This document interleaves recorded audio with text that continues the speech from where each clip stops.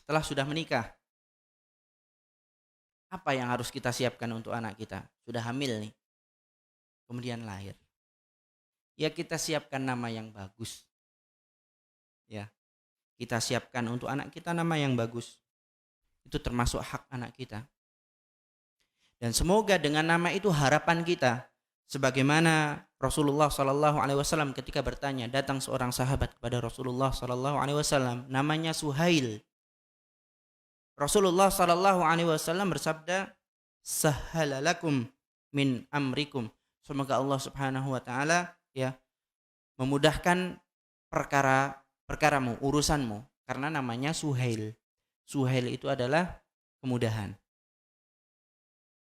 Kalau kita memiliki anak namanya Muhammad, semoga bisa menjadi anak yang terpuji.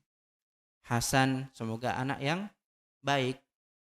Begitulah mencari nama yang baik-baik.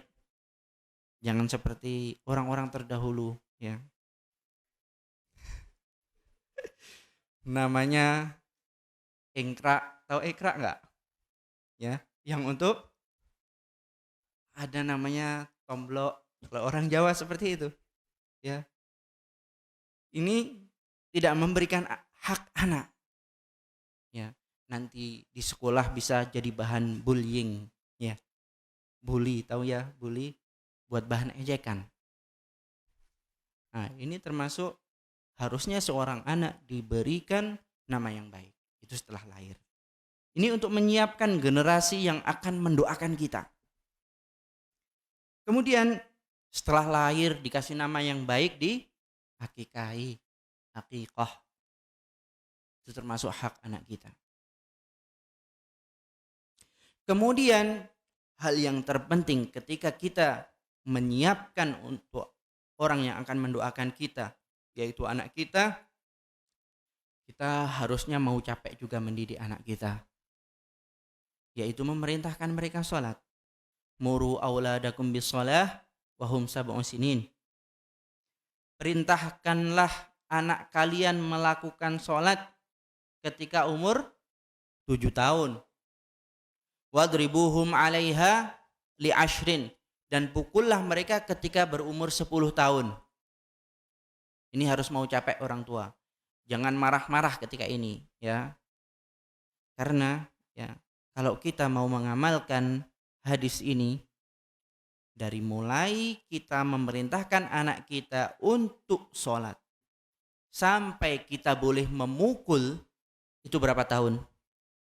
3 tahun. Dalam satu hari kita perintahkan 5 kali. Berarti kita harus memerintahkan anak kita berapa kali sampai kita boleh mukul? 5.400 kali baru kita boleh mukul. Kadang nih masih kecil, ayo sholat. Gak mau sholat, kita sudah capek. Kamu nih. Nah. Tidak boleh seperti itu. Kita bersabar, ayo sholat. Ya udah kita geret saja, ayo kita sholat. Bangunin ketika sholat subuh, dibangunin. Kita sabar membanguninya. Kita harus mau capek-capek. Karena nanti kalau kita meninggal, anak kita yang akan mendoakan kita. Jangan mau manisnya saja, nggak mau pahitnya. Ya kita ketika membangunkan anak, memerintahkan anak untuk sholat, kita juga dapat pahala. Jangan langsung berlaku kasar kepada anak ketika itu. Tapi diberilah pengertian. Nah. Kemudian lanjutnya wa farriqu bainahum fil madhaji', dan pisahkanlah mereka di antara anak-anak kita di tempat tidur mereka masing-masing. Kalau sudah berumur 10 tahun enggak boleh tidur bareng-bareng satu ranjang, apalagi satu selimut.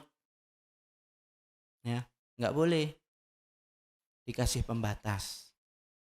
Ya, baik itu apalah, pokoknya dikasih pembatas. Inilah bimbingan Rasulullah Sallallahu Alaihi Wasallam dalam kita mendidik anak kita. Jadi di sini ya, memisahkan mereka di ranjang mereka ini bentuk perhatian kita kepada anak-anak kita walaupun mereka dalam keadaan tidur. Kita awasi mereka. Nah, kalau kita ya menjalankan dari tadi yang kita sebutkan, dari menanamkan tauhid, tawakal, meminta kepada Allah Subhanahu wa taala, menyiapkan ibunya, kemudian mengajarkan sholat dan yang lainnya, insya Allah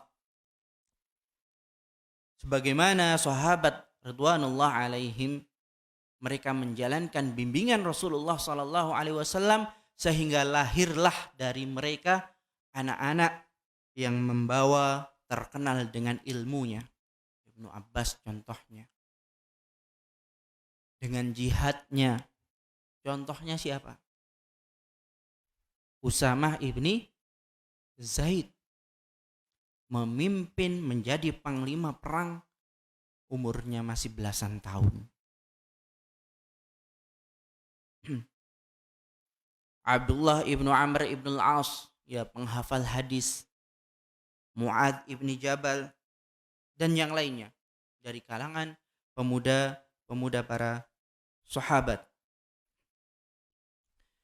Makanya nasihat yang penting bagi orang tua yang terpenting adalah mereka harus bersabar dalam menyiapkan generasi, menasihati mereka, mempersiapkan orang yang akan mendoakan kita. Sebuah syair mengatakan, man talabal ula min ghairi kaddin faqad adha'al umr fi talabil muhal.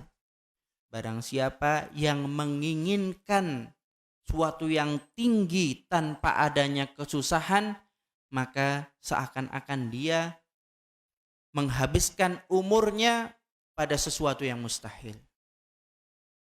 Kalau kita ingin mendapatkan hasil yang bagus, kita harus bersabar, harus melewati rintangan-rintangan. Dan ada yang syair yang lain, sayudrikuha idza syabal ghurabu. Dia akan mendapati hal tersebut kalau nggak mau susah payah. Bagaimana ketika burung gagak itu sudah ubanan? Maksudnya apa? Mustahil. Ada burung gagak ubanan? Ya ada. Yang kena apa namanya? Yang putih itu albino. Ya. Tapi itu kan perkara yang sangat jarang. Nah,